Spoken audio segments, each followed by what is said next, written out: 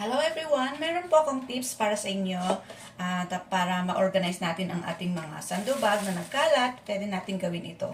Ayan, kuha po tayo ng isang container. Butasan natin, ganito. Butasan natin. Tapos, ayan, iset aside natin. Ngayon yung mga plastic bag, i-roll po natin na ganito. Ganito ang fold niya.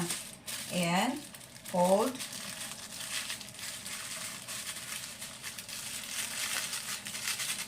Tapos, kuhanin natin yung naka-fold ulit, idugtong natin dito.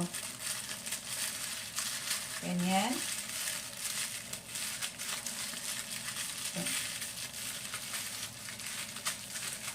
So, i-roll-roll pa rin natin, ganyan.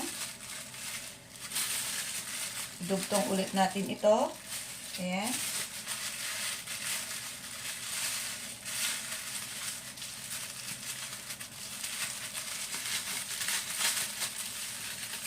Isa pa. Para maging organized naman, ayan, pasok ulit natin. May hawakan niya. Ayan. Ganyan. Ngayon, papasok natin dito sa may lagayan na ginawa ko. Ayan. Kunin natin yung hawakan.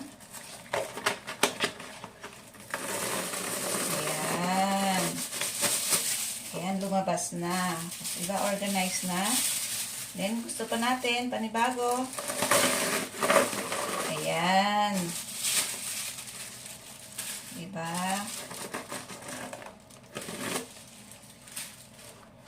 Thank you.